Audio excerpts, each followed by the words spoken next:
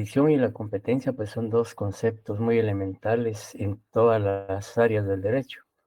Y también son, digamos, conceptos que de una u otra manera ustedes ya manejan, toda vez que en teoría el proceso, en introducción al derecho, pues se abordó quizá con más profundidad tanto la jurisdicción y la competencia desde un punto de vista amplio o desde un punto de vista general. Sin embargo, pues como nos corresponde conocer lo relativo al derecho procesal penal, pues vamos a visualizar la jurisdicción y la competencia desde ese ámbito. En ese sentido, entonces, iniciando con lo que es la jurisdicción penal. El fundamento de esta institución jurídico-procesal lo encontramos, en primer lugar, en la Constitución Política de la República de Guatemala, a partir del artículo 203 al 222. Recordemos que el artículo 203 constitucional hace referencia a que la potestad de administrar, de juzgar y ejecutar lo juzgado corresponde con exclusividad a la Corte Suprema de Justicia y a los demás tribunales de la República, justicia de la República. Es decir, que a partir del artículo 203 al 222, la Constitución, aparte de señalar que digamos, juzgar y ejecutar los juzgados es una competencia exclusiva de la Corte Suprema de Justicia y demás tribunales, también se refiere, aunque sea muy someramente, a lo que es la estructura o la organización de la Corte Suprema de Justicia, los tribunales de justicia, etcétera, etcétera. Y también el Código Procesal Penal, a partir del artículo 37 al 53, tiene una parte que se refiere tanto a la competencia como a la jurisdicción en materia penal. Y, por supuesto, la ley del organismo judicial, que es una ley general y que es aplicable a todas las áreas del derecho, también se refiere a este tema en los artículos 57 al 112 de la ley citada. De manera que el fundamento de la jurisdicción y la competencia, no solo desde el punto de vista amplio o general, sino en materia penal, lo encontramos en la Constitución, en el Código Procesal Penal y en la ley del organismo judicial, que son tres cuerpos normativos que hacen referencia al tema que vamos a discutir esta noche. Bien, entonces, compañeros, si yo le preguntara a Abner Omar González, ¿qué sería para usted la jurisdicción, ya con algunos elementos que hemos expuesto? ¿Qué sería la jurisdicción digamos, en términos amplios? Es decir, cuando digo términos amplios, la jurisdicción desde el punto de vista de todas las áreas o ramas del derecho. Y por supuesto, vamos a ver lo que es la jurisdicción estrictamente en el sentido penal.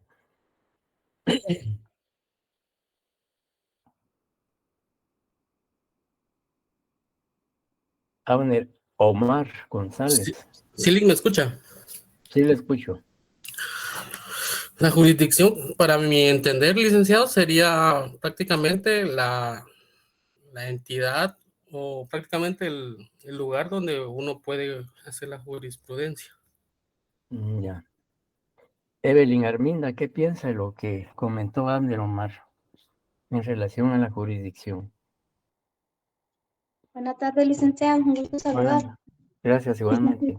que, no escuché muy bien lo que dijo el compañero, Que pero en con- relación a la jurisdicción es el espacio que uno tiene o el territorio o la potestad que una persona tiene para ejercer o aplicar una norma. ya, potestad. Ujú. Ujú, potestad que tiene un sujeto de aplicar una norma. Ujú. Luis Andrés Alvarado, ¿qué adicionaría a lo que han expuesto los compañeros?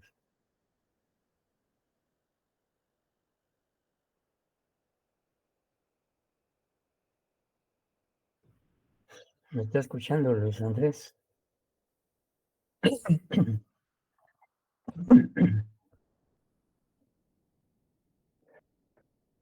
Jocelyn Gabriela.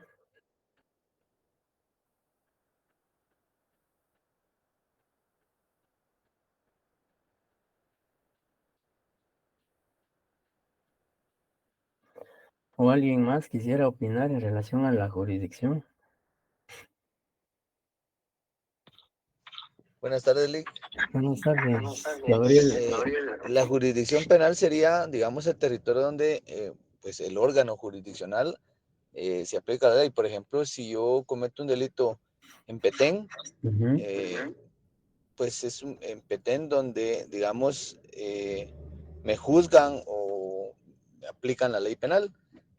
¿Es así o estoy mal? Sí, más que todo eso sería competencia, ¿verdad? Que digamos el lugar donde se cometió el hecho delictivo, el órgano jurisdiccional competente para conocer sería un juzgado de ese departamento. Ah, ok. Y por supuesto también ejerce jurisdicción. Ya, o sea que la ley penal, la jurisdicción sería todo el territorio guatemalteco. Si yo cometí un delito acá en Guatemala, me pueden capturar en cualquier departamento, digamos. Sí, la aprehensión puede, digamos, ocurrir en cualquier lugar donde Ok. usted se encuentre y ponerlo a disposición del juez que ordenó la aprehensión. Ah, O si- perfecto. Gracias, Link. Bien, como les decía, indudablemente todos tienen una, dice Ismael Josafat, potestad de juzgar, en efecto. Desde el punto de vista general, y como les decía, desde un punto de vista amplio, la jurisdicción se entiende como poder del Estado de juzgar o ejercer la función judicial, ¿ya? Que todos los jueces tienen jurisdicción, todos los jueces tienen jurisdicción, porque obviamente los organismos, digamos, los órganos jurisdiccionales fueron creados constitucionalmente precisamente para juzgar y ejecutar lo juzgado. El Estado, en la facultad que tiene, a través de la Constitución, pues plasmó todo lo relativo a partir del artículo 203 constitucional a la Corte Suprema de Justicia y al organismo judicial. Entonces, los juzgados, los tribunales, la Corte Suprema de Justicia y los demás órganos que ejercen, que juzgan y ejecutan lo juzgado, pues tienen esa facultad, tienen ese poder, como dice, que, digamos, aquí el Estado actúa a través de los órganos jurisdiccionales administrando justicia, aplicando justicia. Entonces, por eso se dice que la jurisdicción, todos los órganos jurisdiccionales tienen jurisdicción. Y esa jurisdicción se entiende como la potestad, como decía una compañera, el poder, la facultad que tiene el Estado de juzgar o ejercer la función judicial a través de los órganos jurisdiccionales creados para ese efecto. Esa es la jurisdicción desde el punto general, desde el punto amplio. Ahora, si queremos enfocar la jurisdicción estrictamente desde el punto de vista penal, pues también se dice que es la potestad de administrar justicia en materia penal. Ya, por eso es que hacemos esta distinción entre la jurisdicción desde el punto de vista amplio o general y la jurisdicción desde el punto de vista penal. Y ya cuando hablamos de la jurisdicción ya en materia penal, podemos apreciar que básicamente ahí la administración de justicia se circunscribe al ámbito penal, ¿ya? Porque hay jurisdicción también en materia civil, en materia laboral, en materia, digamos, contencioso-administrativa, en familia, en todos los juzgados, ¿no? Tienen jurisdicción. Todos los órganos jurisdiccionales tienen jurisdicción. Por eso se llaman órganos jurisdiccionales, porque su función es, digamos, juzgar y ejecutar lo juzgado. Entonces, la jurisdicción, desde el punto de vista amplio, es poder que tiene el Estado de juzgar o ejercer la función judicial. entiéndase que a través de los órganos jurisdiccionales o a través de los tribunales, que son los únicos que pueden administrar justicia y ejecutar la misma. No hay ninguna otra institución, ningún otro órgano facultado constitucional y legalmente para administrar justicia. Y desde el punto de vista penal, reitero que es la facultad, la potestad de administrar justicia en materia penal. Como vamos a ver en un momentito, qué tribunales tienen competencia en materia penal. Bien, entonces ya dejando claro lo que es, digamos, la jurisdicción desde el punto de vista amplio y desde el punto de vista en materia penal, pues ya también la jurisdicción tiene algunas características. Y dentro de ellas, pues encontramos en primer lugar que la jurisdicción penal y la jurisdicción general tienen una característica, la de ser públicas, ¿ya? ¿Y por qué será, digamos, a la jurisdicción pública, compañeros? ¿Alguien que quisiera opinar al respecto o argumentar por qué la jurisdicción es pública, la jurisdicción penal y la jurisdicción en términos generales?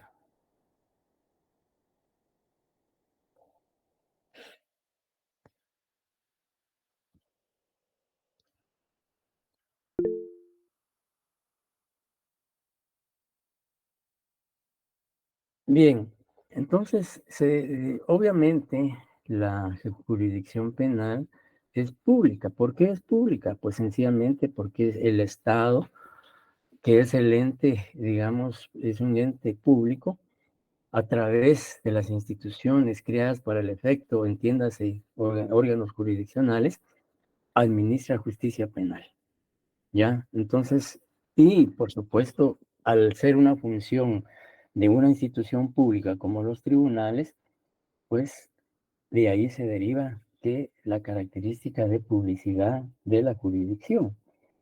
Y además, porque, digamos, digamos, ponerse en movimiento la jurisdicción penal, se genera una relación entre una institución pública y personas particulares. En este caso, todos los sujetos procesales que van a intervenir o participar en el desarrollo, en el inicio, desarrollo y finalización de un proceso penal. Entonces se conjuga una relación, digamos, de intereses entre un órgano estatal y particulares. Y en este caso, cuando hablamos de particulares, debemos comprender que se trata de todos los sujetos procesales a quienes se les ha dado intervención o participación en ese proceso penal. Imputado, digamos, imputado, abogado defensor, juez, fiscal, querellante adhesivo si hay, actor civil si hay, o tercero civilmente demandado, etcétera, etcétera. Entonces, esa relación que se gesta entre los órganos jurisdiccionales y estos sujetos procesales, pues vemos que hay una relación entre una institución pública y particulares que por alguna circunstancia forman parte de un proceso penal. Y también si vemos el artículo 37 del Código Procesal Penal, claramente dice, corresponde a la jurisdicción penal el conocimiento de los delitos y las faltas. Entonces, ya vimos que la jurisdicción penal es la facultad o potestad de administrar justicia en materia penal. Pero, además de eso, el artículo 37 establece claramente que corresponde a la jurisdicción penal el conocimiento de los delitos y las faltas. No puede de ninguna manera otro órgano jurisdiccional conocer delitos y faltas, sino que precisamente para ello es que está la jurisdicción y la competencia penal. No podemos promover un proceso penal ante un juzgado de familia, ante un juzgado laboral, ante un juzgado civil, sino que, de acuerdo a la ley y básicamente al artículo 37, tiene que ser ante un órgano de jurisdicción penal. Y, por supuesto, si presentamos una denuncia ante el Ministerio Público, en su momento, el Ministerio Público, cuando quiera que este proceso tenga un juez contralor de investigación, pues tiene que acudir a un órgano jurisdiccional en materia penal. No puede acudir a un tribunal civil o a un tribunal de familia. ¿Por qué?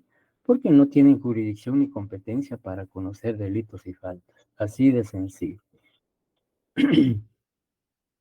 Y también el mismo artículo 37, en el párrafo segundo, establece: los tribunales tienen la potestad pública con exclusividad para conocer los procesos penales, decidirlos y ejecutar sus resoluciones. ¿Ya? Entonces, ahí claramente en el artículo 37 encontramos la característica de publicidad de la jurisdicción, cuando dice: los tribunales tienen la potestad pública. ¿Ya? Y también ahí encontramos la segunda característica, que la jurisdicción penal es exclusiva. ¿Y por qué es exclusiva? Sencillamente porque es una facultad, es una potestad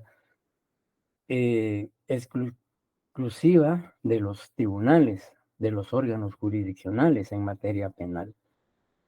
Ninguna otra autoridad se puede atribuir, se puede arrogar esa jurisdicción penal.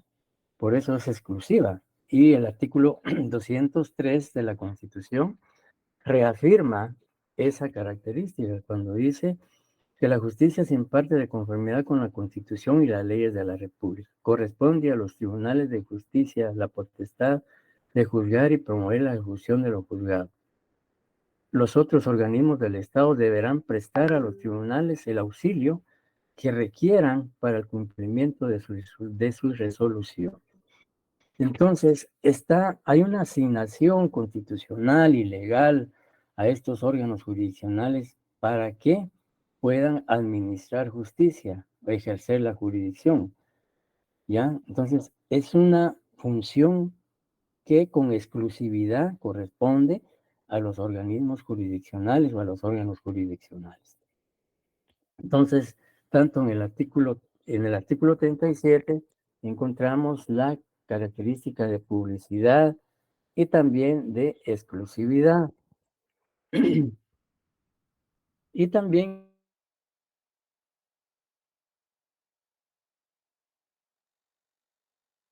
darle lectura a alguno de ustedes en relación a lo que establece el artículo 38.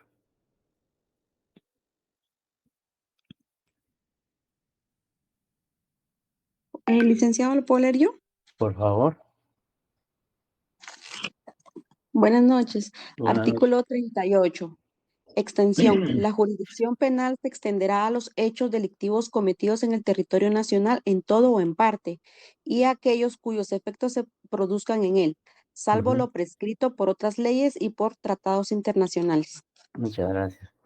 Aquí es importante que hagamos un llamado. Podemos relacionar el artículo 5 del Código Penal y el artículo 5 de la Ley del Organismo Judicial, que tienen relación con este artículo, con el artículo 38. Y si, digamos, repito, tiene relación con el artículo 4 del Código Penal y el artículo 5 de la Ley del Organismo Judicial. El artículo, si alguien tiene a la mano el Código Penal, por favor. ¿El Código Penal dijo, no? Sí, por favor. Ay, perdón. Es que mire, voy manejando. Voy bueno, con yo lo tengo acá a la mano, licenciada. Gracias. Bueno, gracias, Catherine, gracias. Sí, por favor. Es el artículo 4, ¿correcto? Sí, por favor. Artículo 4, territorialidad de la ley penal. Salvo lo establecido en tratados internacionales, este código se aplicará a toda persona que cometa delito o falta en el territorio de la República o en lugares o vehículos sometidos a su jurisdicción. Muchas gracias. Y luego el artículo 5 de la Ley del Organismo Judicial. para dejar bien. Ese sí lo tengo yo listo. Vaya, por favor, Catherine. Pero Gracias. con prudencia, por favor. Y si choco, usted me ayuda. Vaya, no hay problema. Bueno, si no estoy mal, habla del ámbito de aplicación de la ley, ¿no? Así es. Ok, el imperio de la ley se extiende a toda persona nacional o extranjera, residente o en tránsito, salvo las disposiciones del derecho internacional aceptadas por Guatemala, así como a todo el territorio de la República, el cual comprende el suelo, el subsuelo, la zona marítima, terrestre, la plataforma continental, la zona de la influencia económica y el espacio aéreo, tales como lo definen las leyes y el derecho internacional. Muchas gracias. Pues como ustedes pueden apreciar, las tres disposiciones normativas a la que se les dio lectura, pues tienen una relación y hablan sobre la aplicación de la ley penal a toda persona que comete un delito en el territorio del país, incluso como dice el artículo 4 del Código Penal, en lugares o vehículos sometidos a jurisdicción, ¿ya? Entonces, vemos pues que en la misma ley señala la característica de publicidad y exclusividad de la jurisdicción penal. Y también la jurisdicción es irrenunciable. El artículo 39 del Código Procesal Penal establece, alguien que le pudiera dar lectura al 39 que habla de que la jurisdicción es irrenunciable. Artículo 39. Por favor. Irrenunciabilidad. La jurisdicción penal es irrenunciable e indelegable. Ajá.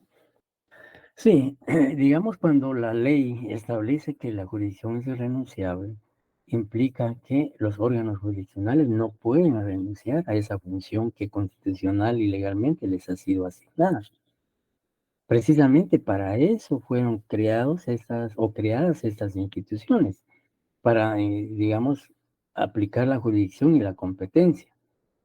De manera que no pueden renunciar. Un juez no puede decir, miren, yo no quiero, si hablamos de un juez penal, pues decir en juez, mire, y si es competente para conocer el ejemplo que ponía Gabriel, de que si él comete un hecho delictivo en Petén, pues el que está obligado a conocer es el juez penal de Petén. Y él en un momento dado puede decir, yo no quiero conocer este proceso penal, sino que salvo que exista él determine que el delito no se cometió en Petén, sino en otro departamento, pues ahí tendría él que excusarse o dejar de conocer porque no es competente, porque el delito no se cometió en su territorio. Pero si se cometió en su territorio y él ha sido designado para conocer los procesos penales en esa jurisdicción, pues él no puede renunciar y decir, bueno, yo no quiero conocer. Por supuesto que sí, se puede excusar o lo pueden recusar por muchas razones, pero eso ya es otro aspecto que vamos a ver más adelante. Ya no hablemos de las recusaciones, de las excusas, etcétera, etcétera. Entonces, es irrenunciable la jurisdicción porque la Constitución les ha delegado esa función, ¿ya? Por lo tanto, pues no puede renunciar un órgano jurisdiccional a la jurisdicción y sobre todo en materia penal. Y también se dice el artículo 37, 39, señala que la jurisdicción es indelegable. Esta característica significa que la jurisdicción penal no puede delegarse en otras instituciones, sino que es una función exclusiva o que corresponde estrictamente a los órganos jurisdiccionales. Un juez o un tribunal no puede, digamos, trasladar a otra institución el conocimiento de un proceso penal. Por ejemplo, él no puede renunciar, no puede delegar esta función al procurador de los derechos humanos, por ejemplo, o al procurador general de la nación, o al contralor general de cuentas. No puede. ¿Por qué? Porque esa función le pertenece, le corresponde con exclusividad a los órganos jurisdiccionales. él no puede delegar. Por eso es que se dice que la jurisdicción penal, toda la jurisdicción, no solo la penal, es indelegable. Es decir, que no se puede transmitir, trasladar esa función a otra institución que de conformidad con la ley y la Constitución no le corresponde. Y eso lo establecen claramente los artículos 37 y 39 del Código Procesal Penal. ¿Alguna pregunta, duda hasta el momento, compañeros?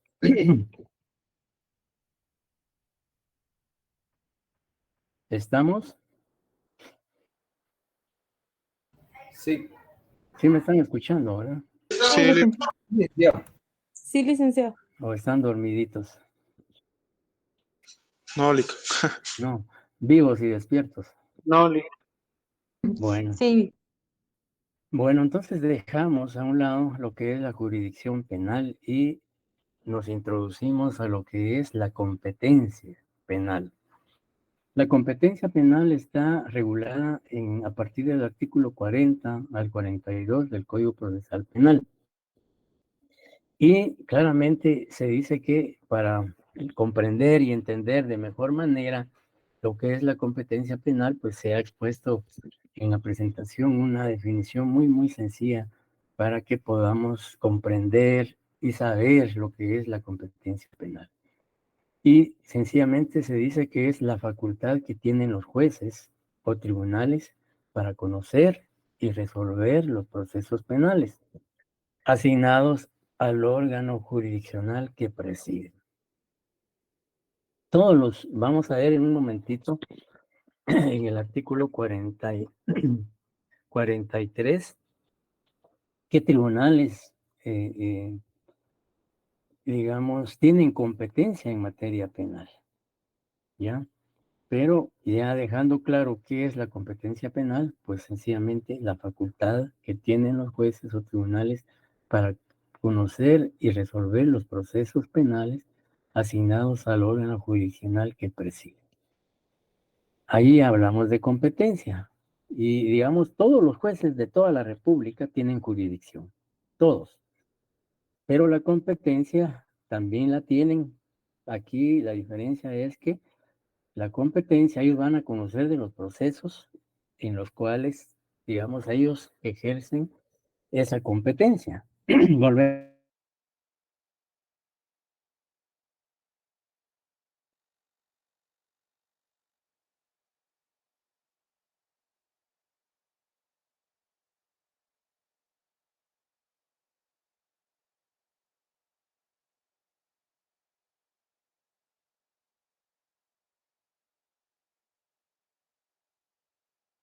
o de la ciudad de Guatemala.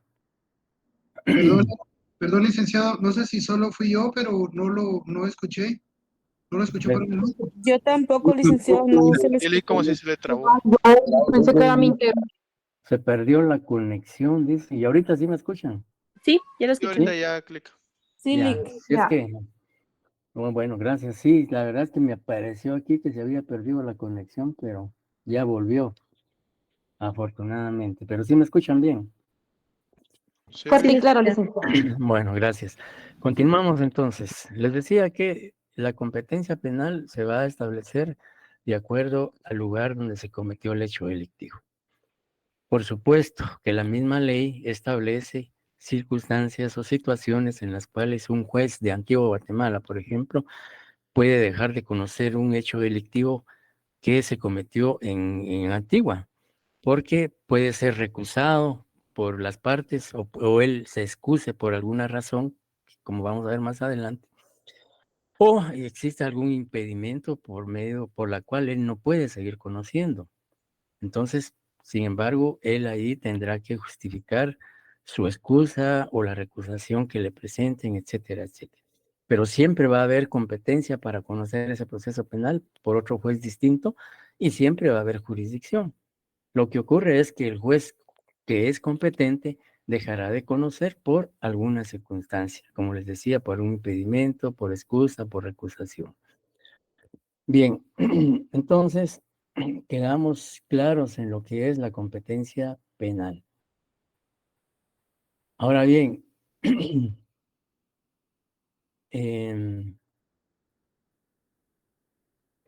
Ya antes de pasar a esto, miremos por favor el artículo 43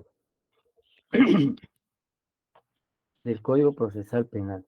Dice, competencia. Tienen competencia en materia penal. Primero, los jueces de paz. Luego, los jueces de primera instancia. Los jueces unipersonales de sentencia. Los tribunales de sentencia. Los jueces de primera instancia por procesos de mayor riesgo. Tribunales de sentencia por procesos de mayor riesgo. Las salas de la Corte de Apelaciones, la Corte Suprema de Justicia y los jueces de ejecución. Posiblemente, no sé, en algunos códigos todavía no, a veces aparecen las reformas, pero el artículo 43 fue reformado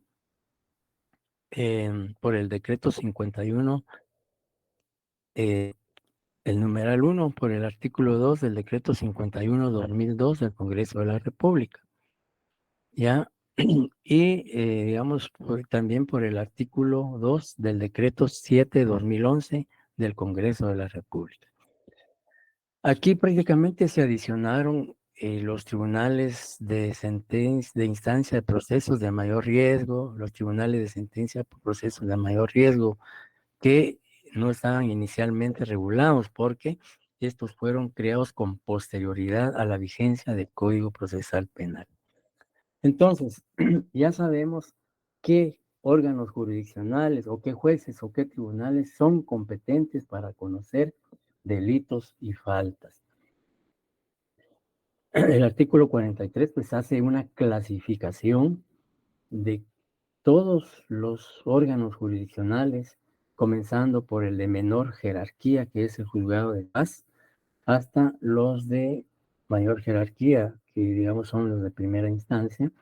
Si vemos jerárquicamente hablando, los juzgados de paz son los menores, siguen los juzgados de primera instancia y las salas de la Corte de Apelaciones y luego la Corte Suprema de Justicia, etcétera, etcétera. Entonces, ya estando establecido y dejando claro de conformidad al artículo 43 qué tribunales tienen competencia en materia penal, pues ya prácticamente, solo para ver rápidamente cuál es la competencia de cada uno, aunque pues ustedes con la lectura que tendrán que dar a estos artículos, pues van a establecer cuál es la competencia de los tribunales penales. Por ejemplo, alguien que le dé lectura rápidamente al artículo 44 para ver cuál es la competencia de los jueces de paz penal. Yolik. Por favor. Bueno, los jueces de paz juzgarán las faltas, también podrán judicar en los términos que lo define el artículo 308 de este código, la investigación del Ministerio Público y aplicar el criterio de oportunidad. ¿Qué más? Solo eso tiene. No, si quieres sigo leyendo. Jueces de narcoactividad y jueces de delitos contra el ambiente. Los jueces de narcoactividad conocerán específicamente los delitos relacionados con el tráfico, tenencia, producción y procesamiento de drogas, fármacos o estupefacientes y delitos conexos. Los jueces de los delitos contra el ambiente. Hasta ahí. No, yo le preguntaba, cuando usted me hizo favor de leer el artículo 44, ¿lo leyó completo o solo una parte? Pues lo el código completo. Solo leyó el 44 Terry. Bueno. Sí, por eso le decía que... perdón. No tenga pena. No se preocupe. Y gracias por la observación también. Lo que les decía es que el artículo 44 habla de los jueces de paz y claramente dice que los jueces de paz, en primer lugar, conocen las faltas. Luego, también conocen delitos contra la seguridad de tránsito y también delitos cuya pena principal sea de multa, conforme al procedimiento específico del juicio por faltas que establece este código. Y también dice que tendrán a su cargo el control jurisdiccional de la investigación efectuada por el Ministerio Público en la forma que este código establece respecto a delitos penados con prisión que no exceda de los 5 años. Todos los delitos que tengan una pena de 5 años o menos los conocen los jueces de paz penal, además de las faltas. Y también dice, con excepción de los delitos contemplados en la ley contra la narcoactividad, o sea, no conocen delitos que regula la ley contra la narcoactividad. Dice, también dice personalmente, instruirán también personalmente las diligencias que específicamente les estén señaladas. Luego habla de que deben conocer algunas diligencias, apoyar al Ministerio Público en la investigación de acuerdo a su competencia, etcétera, etcétera. Pero básicamente lo que hay que saber es qué delitos conoce un juez de paz penal. Primero, lo que sí es claro es que conocen todas las faltas. Conocen las faltas, luego delitos contra la seguridad del tránsito y delitos que sean sancionados únicamente con multa. Además de los delitos cuya pena de prisión no exceda de 5 años. Que quede bien claro qué es lo que conoce un juez de paz o qué es lo que la ley le permite juzgar a un juez de paz. Luego encontramos, seguidamente encontramos el 44 bis, 44 ter, que habla de los jueces de paz móviles, jueces de narcoactividad y delitos contra el ambiente. Ya. Aquí ya se habla, el artículo 45 habla de jueces de narcoactividad y jueces de delitos contra el ambiente. Aquí vale la pena hacer una aclaración. Cuando el Código Procesal Penal entró en vigencia, se crearon específicamente juzgados específicos, ¿ya? Que anteriormente no estaban, es decir, con el anterior código no estaban creados o regulados. Y concretamente el artículo 45 se refiere a los jueces de narcoactividad y delitos contra el ambiente. Esto significa que debió haberse creado jueces especiales para conocer solo delitos de narcoactividad y delitos contra el ambiente. Sin embargo, digamos, la Corte Suprema de Justicia y por supuesto el Estado, cuando cobró vigencia el Código Procesal Penal en 1994, no tenían la capacidad económica para crear estos juzgados, tanto de narcoactividad como de medio ambiente. Pero había que encontrarle una solución a lo que el código establece. Entonces, lo que hizo la Corte Suprema de Justicia fue emitir un acuerdo en donde a los juzgados de primera instancia penal les dio competencia o les otorgó competencia para conocer delitos contra la narcoactividad y delitos contra el ambiente. Por eso es que hoy en día los juzgados penales de primera instancia se denominan, por ejemplo, juzgado primero de primera instancia penal, narcoactividad y delitos contra el ambiente, porque tienen competencia para conocer delitos contra el ambiente y delitos contra la narcoactividad, ¿ya? O sea, el código contempla la creación de esos juzgados, pero especializados, es decir, que se crearan juzgados de primera instancia penal solo para conocer delitos de narcoactividad y otros solo para conocer delitos contra el ambiente. Pero como les decía, no hubo la capacidad económica en ese tiempo y hasta la fecha.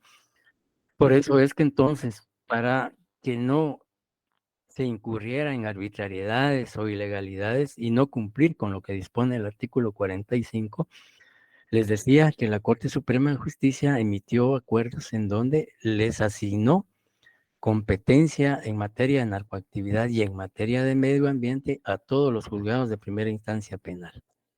Por eso, insisto, se llaman hoy en día juzgado, les decía yo juzgado primero, pero hay juzgado séptimo de primera instancia penal, narcoactividad y delitos contra el ambiente. Y posteriormente fueron creados también los juzgados y tribunales de mayor riesgo para conocer procesos de mayor riesgo. Entonces, ahí es donde se da esa situación. Y hago esta aclaración porque muchas veces, sobre todo cuando se plantean casos prácticos, digamos, uno les pone o les asigna o consigna jueces de primera instancia penal, narcoactividad, delitos contra el ambiente. Y en algunas ocasiones se pone que no son competentes porque argumentan de que quien debió conocer es un juez de primera instancia de narcoactividad, pero como les decía, no se crearon y hasta la fecha pues no han sido creados. Pero para solucionar esa y cumplir con lo establecido en el Código Procesal Penal, entonces se les asignó competencia a los juzgados de primera instancia penal para conocer delitos contra la narcoactividad y contra el medio ambiente. Entonces, que quede bien claro eso, por favor. El artículo 47 se refiere a los jueces de primera instancia. Y dice el artículo 47. Alguien que le dé lectura. Si quieres se lo leo yo, Lick. Por favor, Edwin. El 47, ¿verdad? Dice, jueces de primera instancia. Los jueces de primera instancia tendrán a su cargo el control jurisdiccional de la investigación efectuada por el Ministerio Público en la forma que este código establece para los delitos cuya pena mínima exceda de 5 años de prisión y todos aquellos delitos contemplados en la ley contra la narcoactividad o cualquier otra ley que regule esta clase de hechos delictivos. Además, instruirá personalmente las diligencias que específicamente les estén señaladas por ley. Estarán encargados de la tramitación y solución del procedimiento intermedio y conocerán además del procedimiento de liquidación de costas en los procesos de su competencia. Ajá. Ya. Entonces, los jueces de primera instancia, reiterando lo que dice la norma, dice, los jueces de primera instancia tendrán a su cargo el control jurisdiccional de la investigación efectuada por el Ministerio Público. Toda la investigación que desarrolla el Ministerio Público en la etapa preparatoria tiene que ser fiscalizada por un juez de primera instancia penal. Es decir, cuando se dice control de la investigación, no significa que el juez le dé órdenes o instrucciones al Ministerio Público cómo investigar, sino que este control consiste en que el juez tiene que ser un fiscalizador de que en el desarrollo de la investigación el Ministerio Público no vulnere derechos individuales, garantías constitucionales y procesales, sino que el proceso penal se lleve de conformidad con la Constitución y con la ley, que no hayan arbitrariedades, que no hayan ilegalidades, etcétera, etcétera. Ese es el control que ejerce un juez de primera instancia penal en relación a la investigación que desarrolla el Ministerio Público. Por eso dice control jurisdiccional. Por ejemplo, el Ministerio Público, una persona presenta una denuncia al Ministerio Público, el Ministerio Público inicia la investigación. Y para que el Ministerio Público pueda en un momento dado practicar alguna diligencia en la que se requiera una autorización judicial, por ejemplo, un allanamiento, el Ministerio Público presenta su investigación al juez para que él, digamos, asuma el control jurisdiccional de esa investigación. Cuando un juez asume el control jurisdiccional de esa investigación, ante él entonces ya se hacen todas las actuaciones, diligencias necesarias como parte de la investigación del Ministerio Público, y él pues autorizará aquellas que estime pertinentes y negará aquellas que considere improcedentes. Entonces, ese es el control que desarrolla el juez. Y luego la competencia para conocer delitos. Dice, para los delitos cuya pena mínima exceda de 5 años de prisión y de todos aquellos delitos contemplados en la ley contra la narcoactividad o cualquier otra ley que regule esta clase de hechos delictivos. Además, instruirán personalmente las diligencias que específicamente le estén señaladas por ley. Estarán encargados de la tramitación y solución del procedimiento intermedio y conocerán además el procedimiento de liquidación de costas en los procesos de su competencia. Es decir, que el juez de primera instancia es el contralor de la investigación que conoce el Ministerio Público, pero también de la etapa intermedia. Es decir, un juez de primera instancia penal conoce la etapa preparatoria, que es la primera fase del proceso, y la etapa intermedia, que es la segunda fase del proceso. Y que vamos a explicar en su momento en qué consiste la etapa preparatoria, la etapa intermedia, el juicio oral y público, etcétera, etcétera. Y también, si en caso, en un momento dado, dentro de un proceso penal se presentan liquidación de costas, es decir, de todos los gastos en que incurrió una de las partes, pues también conocen ese aspecto. Bien, el artículo 48 habla de los jueces y tribunales de sentencia. Por favor, que alguien le dé lectura así rápidamente a estos artículos para que quede claro. Jueces y tribunales de sentencia. Por favor. Jueces y tribunales de sentencia. Los tribunales de sentencia, integrados con 3 jueces de la misma sede judicial, conocerán el juicio y pronunciarán la sentencia respectiva en los procesos por delitos contemplados en el artículo 3, número del decreto número 21-2009 del Congreso de la República, cuando el fiscal general no solicite el traslado de la causa a un tribunal o juzgado para procesos de mayor riesgo. Los jueces que integran el tribunal de sentencia conocerán unipersonalmente de todos los procesos por delitos distintos a los de mayor riesgo y que no sean competencia del tribunal colegiado. Ya. Entonces, aquí, por eso se llaman jueces y tribunales de sentencia, porque hay tribunales de sentencia colegiados que están integrados por 3 jueces, un juez presidente, un vocal 1 y vocal 2. Pero recientemente la Corte Suprema de Justicia creó los juzgados, como dice el artículo 43, jueces de primera instancia de procesos de mayor riesgo, tribunales de sentencia de mayor riesgo, y también habla de el numeral 3, jueces unipersonales de sentencia. Cuando el Código Procesal Penal cobró vigencia, solo existían tribunales de sentencia colegiados, es decir, integrados por 3 jueces. Sin embargo, fue necesario, dada la mora judicial y la saturación de los tribunales de sentencia, y con el propósito de hacer más dinámico y agilizar la justicia penal, se crearon los tribunales, o más que todo no se crearon, sino lo que pasó y ocurrió es que se emitieron acuerdos en donde prácticamente se asignaron jueces unipersonales de sentencia. Es decir, anteriormente a que existieran los jueces unipersonales de sentencia, un proceso penal que llegara a juicio lo conocían los 3 jueces, ¿ya? Pero esto implicaba, como les decía, un retraso en la administración de justicia. Entonces, la Corte Suprema de Justicia, para agilizar la justicia penal, pues creó estos jueces unipersonales de sentencia, es decir, que si un tribunal de sentencia está integrado por 3 jueces, cada uno de ellos va a conocer un proceso penal con el ánimo de que se vaya, digamos, descongestionando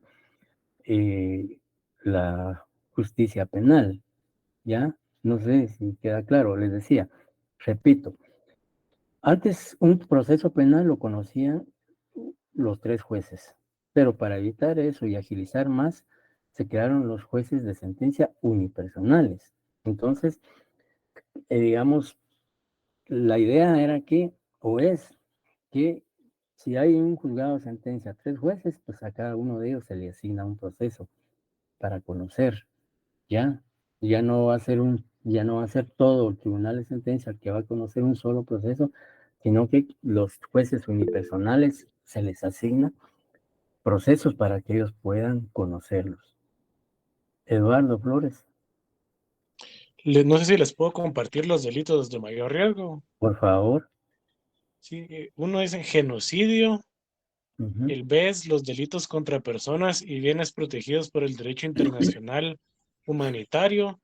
C, desaparición forzada, tortura, asesinato, trata de personas, plagio o secuestro, parricidio, femicidio, delitos contemplados en la ley contra la delincuencia organizada, delitos cuya pena máxima sea superior de 15 años de prisión en la ley contra narcoactividad, delitos contemplados en la ley contra el lavado de dinero u otros activos, delitos cuya pena máxima sea superior de 15 años de prisión en la ley para prevenir y reprimir el financiamiento del terrorismo, y por último, los delitos conexos a los anteriores serán juzgados por los tribunales competentes para procesos de mayor riesgo. Muchas gracias, José Eduardo. Pues, si no es mucho pedirle, podría compartirlo usted a los compañeros ese acuerdo de la Corte Suprema de Justicia. Sí, claro, yo lo comparto en el grupo. Sí, yo aquí lo menciono más adelante, pero si usted ya lo tiene, pues mejor, sí, le agradecería mucho que se lo compartiera a los compañeros. Más adelante yo lo cito, ¿verdad? Pero, y no desarrollo ahí los delitos, pero si usted lo tiene a la mano, por favor, si es tan amable, compartirlo con los compañeros. Con gusto, Lick. Muchas gracias. Bien, entonces, y así vamos viendo que cada uno la competencia de los juzgados, digamos, los jueces de primera instancia o los jueces tribunales de sentencia emiten las sentencias, ¿ya? Su función básica es eso, conocer un juicio oral y público o debate y dictar la sentencia correspondiente. Y el compañero señalaba ahí el acuerdo de la Corte Suprema que establece o hace una clasificación de los delitos que pueden conocer estos juzgados. Luego encontramos en el artículo 49 las salas de apelaciones.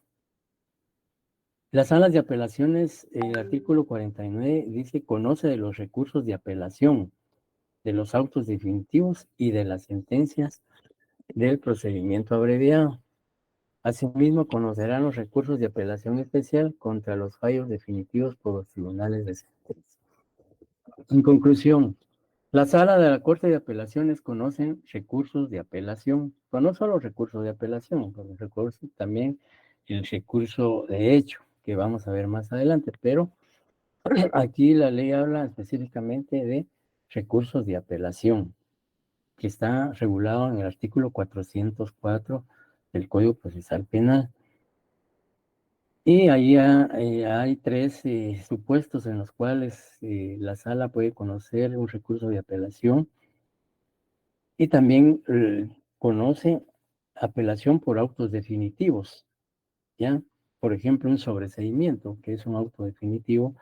Si un proceso penal fue sobreseído y la parte procesal no está de acuerdo con el sobreseimiento, en este caso el Ministerio Público, apela a esa decisión para que esa resolución la conozca una sala de apelaciones. Y también dice que conoce las sentencias, ¿ya?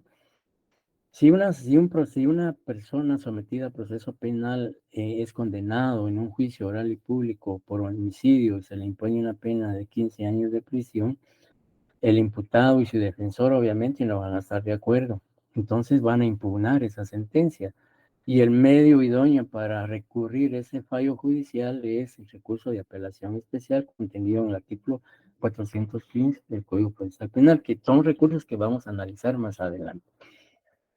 Entonces, digamos, la sala de apelaciones conoce recursos de apelación de autos definitivos, conoce sentencias dictadas por los tribunales de sentencia y también el recurso de queja, que no lo dice el 49, pero cuando veamos los recursos vamos a ver que el recurso de queja también lo conoce la sala. Entonces la sala conoce sentencias y autos, ¿ya? Dictados por, digamos, en este caso, tribunales de sentencia.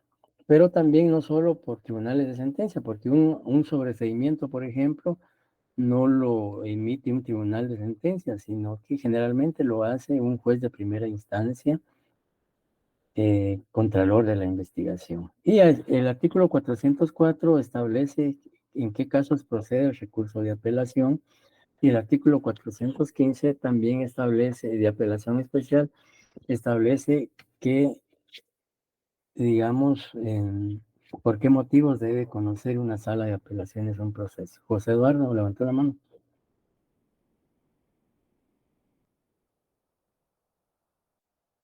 Perdón, la dejé levantada. Perdón. Ok, gracias. ¿Alguna pregunta hasta el momento, compañeros? Luego, el artículo 50 habla de la Corte Suprema, qué es la competencia de la Corte Suprema, que dice la Corte Suprema conocerá el recurso de casación que procede contra las sentencias emitidas por las salas de la Corte de Apelaciones de los procesos y de los procesos de revisión. También conocerá las demás, en los demás casos señalados por este código.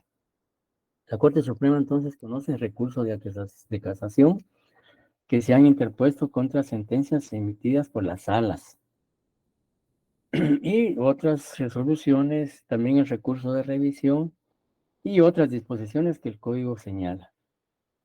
Y los jueces, finalmente, los jueces de ejecución conocen todo lo relativo, dice, los jueces de ejecución tendrán a su cargo la ejecución de las penas y todo lo que a ellas se relacionan conforme lo establecido en este código. Es decir, que el juez de ejecución interviene con posterioridad a la condena del acusado y que ya esté cumpliendo la pena. Y él decide, el juez de ejecución decide a qué centro de privación de libertad ingresará el condenado. Y todo lo que se derive de, digamos, de la condena y cuando ya esté cumpliendo la pena el condenado, pues cualquier actuación que se derive o derecho que quiera ejercer el condenado, lo conoce un juez de ejecución penal. Bien, ahí hemos establecido así rápidamente qué competencia tiene cada uno de los tribunales en materia penal. Y por supuesto, ustedes le darán la lectura con más detenimiento a esos artículos. Bien, ahora entonces nos corresponde ver lo relativo a lo que es ya el juez como funcionario judicial.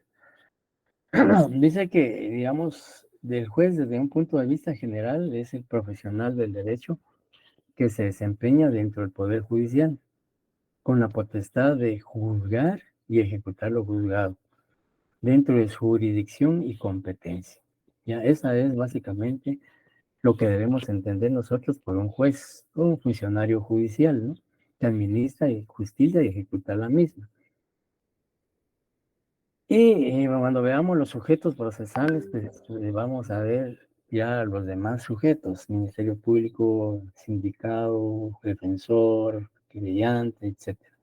Y por supuesto, ahorita nos estamos adelantando con lo que es el juez. ¿Y por qué lo vemos aquí? Porque estamos viendo lo que es la jurisdicción y competencia de los jueces en materia penal. Sea el juez desde el punto de vista general, pero también el juez desde el punto de vista penal. Un juzgador desde el punto de vista penal, pues es el profesional del derecho que ejerce la jurisdicción penal. También se dice que es un sujeto procesal que ejerce jurisdicción en el proceso penal. Es decir, que el ámbito de funciones que desarrolla un juez penal, obviamente va a ser dentro del proceso penal. No puede ser fuera del proceso penal. ¿Alguna duda o pregunta hasta el momento?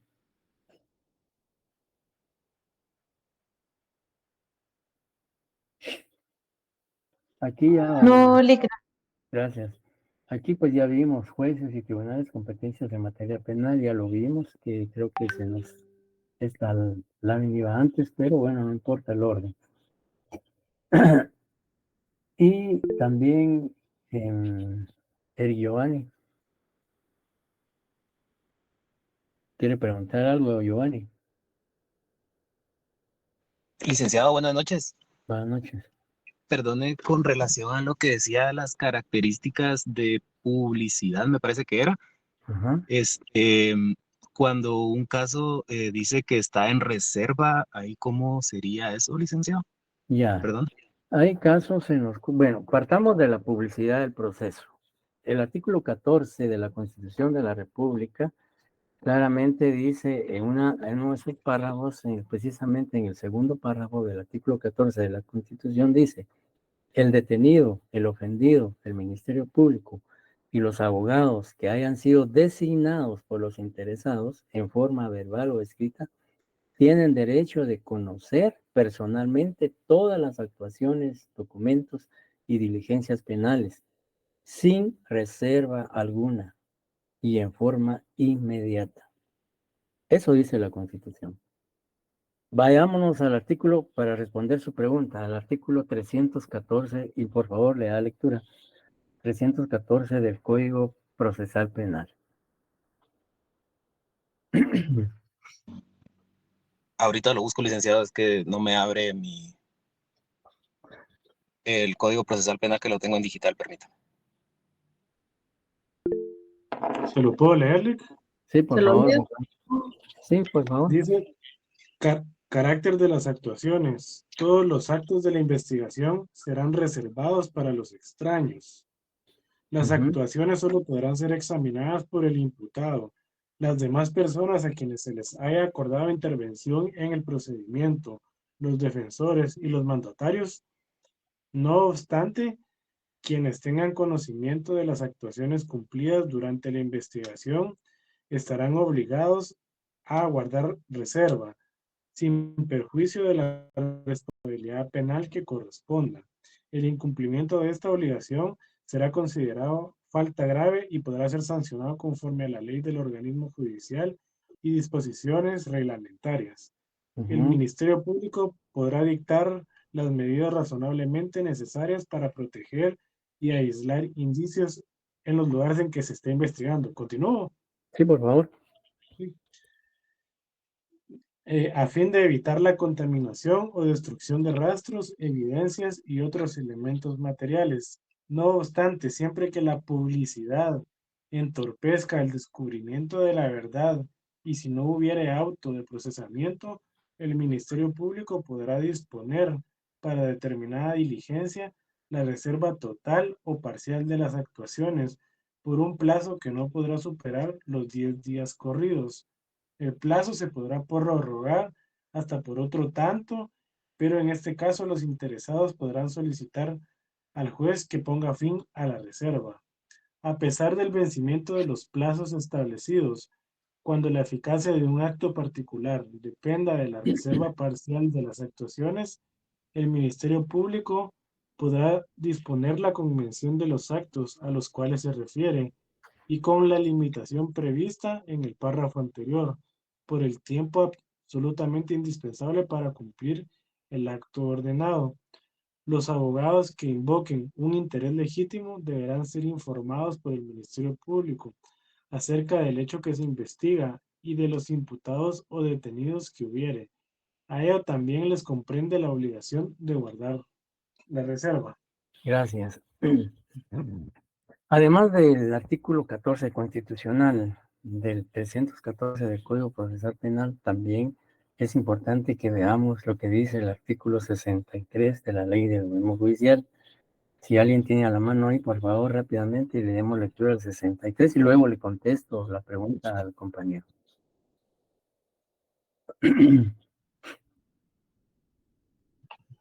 Publicidad. Sí, Los por favor. actos y diligencias de los tribunales son públicos, salvo los casos en que por mandato legal, por razones de moral o de seguridad pública, deban mantenerse en forma reservada. La calificación será hecha por el juez en casos muy especiales y bajo su estricta responsabilidad.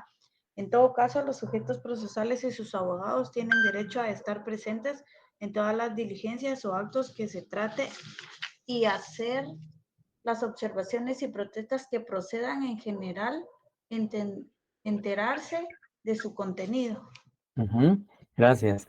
Bien, tanto la Constitución, el Código Procesal Penal y la Ley del Orden Judicial regulan que las diligencias y actuaciones para las partes involucradas en un proceso son públicas, tienen acceso. Con la reforma que se dio del artículo 314 del Código Procesal Penal, se estableció lo que se conoce como reserva, que es un tema que constantemente escuchamos muy a menudo ahora, que el proceso está en reserva, que no puede conocerse, etcétera, etcétera.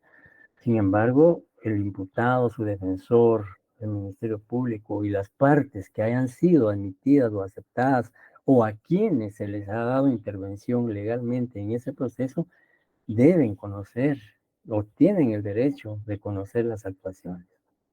Pero sí también tienen la obligación de reservar. Si ellos tienen conocimiento de las actuaciones, pues tienen prohibición de hacerlas públicas, ya a través de los medios de comunicación o con cualquier persona. Tienen derecho a conocer, pero también tienen la obligación de mantener esa reserva, de no divulgar públicamente las actuaciones.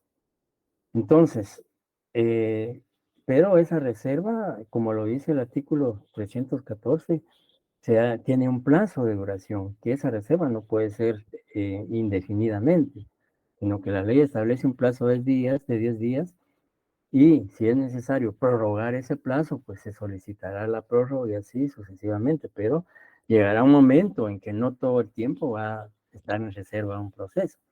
Lo que ha ocurrido muchas veces es que se ha abusado de ese derecho y que hay casos en los cuales posiblemente no amerite la reserva, sin embargo, pues el Ministerio Público lo solicita y el juez lo autoriza. Pero sí, yo a mi manera de ver, siento que ha habido un abuso excesivo de mantener en reserva los casos.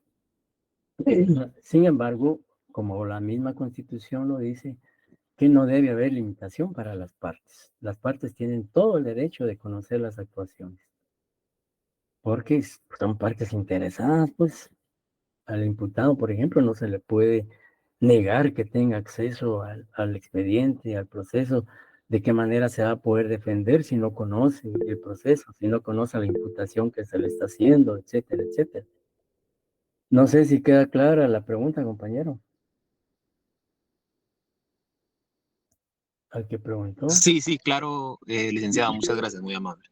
¿Alguien más quería preguntar? Sandra González.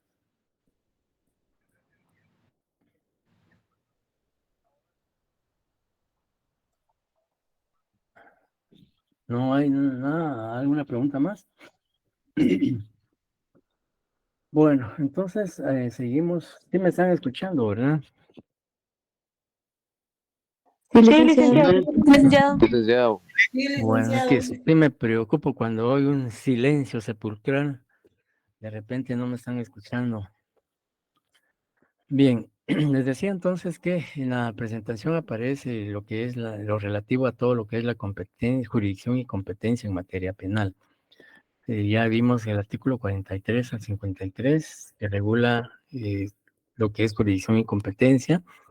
Se habla del decreto 21/2009, que habla de los juzgados y tribunales de mayor riesgo con competencia ampliada, que es un acuerdo emitido por la Corte Suprema de Justicia.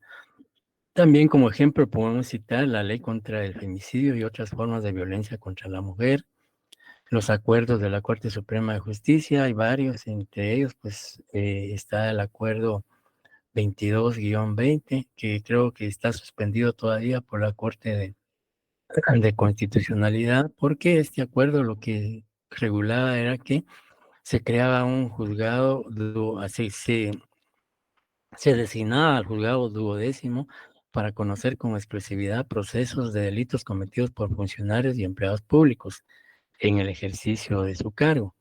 Pero creo que sí, así ocurrió, que la Corte de Constitucionalidad suspendió este artículo porque prácticamente se le estaba dando privilegios a los funcionarios y empleados públicos que tuvieran un juzgado con exclusividad para ellos, ¿verdad? Ahí prácticamente podría hablarse de una discriminación o privilegio, y obviamente podría vulnerar el artículo 4 constitucional, que habla de la igualdad de derechos y obligaciones. Y pues también el compañero citaba ahí, compañero, y cómo iba a compartir el acuerdo de la Corte Suprema, donde se hace una clasificación de los delitos que conocen estos órganos jurisdiccionales. Bien, Vamos entonces, seguimos. Vamos a ver estos aspectos. Sandra González. Disculpe, Eli, que era solo para disculparme. Es que voy en camino a mi casa y se me marcó. Mil disculpas que no le respondí. No tengo pena. Muy amable, Eli, gracias. Gracias.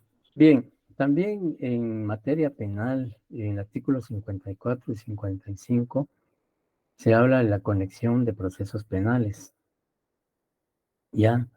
Y más que todo, pues se refiere a una tramitación conjunta de múltiples procesos o múltiples causas. Y claramente el artículo 54 establece en qué casos procede la conexión de procesos o de causas o de carpetas judiciales. El artículo 54 dice, cuando se trate de causas por delitos conexos de acción pública, conocerá un único tribunal a saber. En primer lugar dice el que tenga competencia para juzgar delitos más graves. Ya, o sea, aquí la conexión, digamos, la conexión básicamente podemos decir que consiste en el acto por el cual se reúnen en un solo proceso varios procesos, ¿ya? Para no llevar en diferentes juzgados procesos contra un mismo imputado o por los mismos delitos y que eso genere alguna confusión, contradicción, etcétera. Entonces la ley permite que se puedan reunir o como se decía anteriormente, se puedan acumular o se puedan conexar estos expedientes. Entonces la conexión básicamente es un acto o es una, digamos, decisión judicial por medio del cual se reúne en un solo proceso varias causas o varios procesos. Pero para que proceda la conexión, el artículo 54 establece 3 supuestos. El primero dice el que tenga competencia para juzgar delitos más graves. Si, por ejemplo, contra una persona se inicia un proceso penal por varios delitos, por robo agravado, por homicidio, imaginémonos que en un juzgado está un proceso por el robo agravado y en otro está el de homicidio o asesinato, pues entonces se puede conectar el proceso de robo agravado al proceso de asesinato u homicidio por ser el delito más grave, por tener una pena mayor. Luego dice, en caso de competencia idéntica, aquel que juzga la causa cuya fecha de iniciación sea más antigua. El segundo supuesto se refiere, por ejemplo, si existe una persona, contra una misma persona existen 2 delitos, 2 procesos por el mismo delito. Por ejemplo, pensemos en un asesinato. Entonces, para evitar que exista en diferentes juzgados, 2 procesos contra la misma persona por el mismo delito o por delitos idénticos, en este caso asesinato, entonces se puede conexar el proceso y el procedimiento es que se conexa, se acumula al proceso, al juez que conoce el proceso, como dice la ley, cuya fecha de iniciación sea más antigua. Imaginémonos que en el juzgado primero de primera instancia penal se conoce un proceso por asesinato contra el acusado por un hecho delictivo acaecido en el mes de enero del 2023. Y luego en el mes de marzo del 2023 se inicia otro proceso contra la misma persona por el mismo delito. Entonces, obviamente el expediente se va a conexar al juez que conoce el proceso más antiguo en fecha. En este caso se conectará al juez que está conociendo el proceso que inició en el mes de enero. Y luego el tercero dice, en caso de conflicto, el que sea designado conforme a la ley. Puede haber conflicto de competencia, que ambos juzgados aleguen no tener competencia. No, uno decir, no, yo no soy competente por X y razón, y el otro, no, sí sos competente por X y razón. Entonces, ¿cómo se resuelve esta situación o quién dirime este conflicto de competencia? Pues la Corte Suprema de Justicia. Se plantea ante la Corte Suprema de Justicia un conflicto de competencia entre los dos juzgados que aducen uno tener, otro no tener competencia, y será la Corte Suprema la que decida al final quién va a ser el competente para seguir conociendo el proceso. Dice, no obstante, el último párrafo, no obstante, el tribunal podrá disponer la tramitación separada o conjunta para evitar con ello un grave retardo por cualquiera de las causas o según convenga la naturaleza de ellas. En caso de tramitación conjunta y mientras dura la unión, la imputación más grave determina el procedimiento a seguir. Eso es en cuanto a la conexión. Luego el artículo 55 también habla de circunstancias por las cuales se puede conexar uno o varios procesos. Y dice, primero, cuando a una misma persona se le imputen dos o más hechos delictivos, lo que ya señalamos. Dice luego, cuando los hechos punibles hubieran sido cometidos simultáneamente por varias personas reunidas o aunque hubieran sido cometidos en distintos lugares o tiempos, si hubiera mediado un propósito común o acuerdo previo. Cuando uno de los hechos punibles imputados hubiera sido cometido para perpetrar o facilitar la comisión de otro, o procurar a un partícipe o a otros el provecho o la impunidad. Y cuarto, cuando los hechos punibles imputados hubieran sido cometidos recíprocamente. Existe entonces una relación entre el artículo 54 y 55 que establecen claramente las condiciones, las circunstancias por las cuales un proceso penal puede conexarse a otro o a otro. ¿Estamos con eso, compañeros? Bien, luego se habla también, gracias, luego se habla de cuestiones de competencia que están regulados en el artículo 56 al 61. Y aquí más que todo cuestiones de competencia es para examinar qué juez es competente para conocer determinado proceso penal. Y las cuestiones de competencia básicamente son, podríamos decir, estas circunstancias que aparecen aquí. Muchos de ustedes han escuchado hablar de lo que es la inhibitoria, pero ¿qué es inhibirse? Digo, conocer un proceso. La inhibitoria, o en este caso, inhibirse de un proceso, inhibirse es dejar de conocer un proceso penal. Consiste en impedir a un juez o tribunal que continúe conociendo en un proceso por carecer de competencia procesal para ello. ¿Ya? Imaginémonos que un juez de paz esté investigando, esté teniendo el control jurisdiccional de un proceso por delito de homicidio. Obviamente el juez de paz no es competente por la pena que tiene ese delito, sino que entonces ahí él debe inhibirse o dejar de conocer. ¿Ya? Y luego pues se habla de la inhibitoria. ¿La inhibitoria en qué consiste? Dice, es el requerimiento que hace un sujeto procesal al juez o tribunal que considera competente para solicitarle al que ya está conociendo que se abstenga de seguir tramitándolo por no ser el competente y se lo remita. En el ejemplo que yo les ponía, si el juez de paz está conociendo un proceso penal por asesinato, no es competente. Entonces, la inhibitoria consiste en que el juez que es competente, que en este caso es un juez de primera instancia penal, entonces en la inhibitoria, el juez que es competente, en este caso el juez de primera instancia, le requiere al juez de paz que deje de conocer ese proceso porque no es competente y que se lo remita o se lo envíe porque él sí es competente para conocer.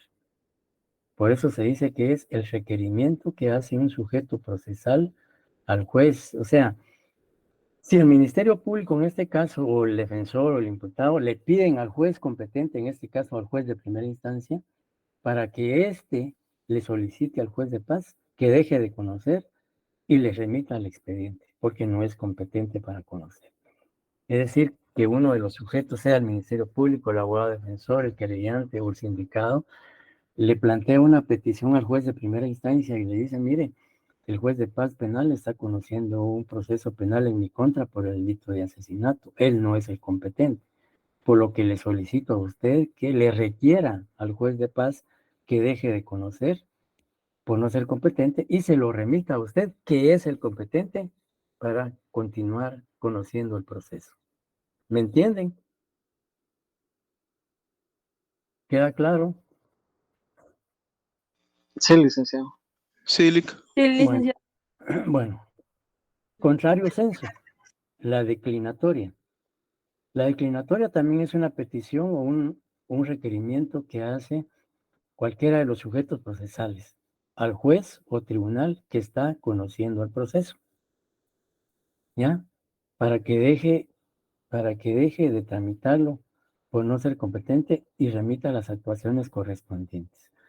Aquí se le pide al juez de paz que decline, que no conozca. Aquí la petición se formula ante el juez de paz, al juez que no es competente.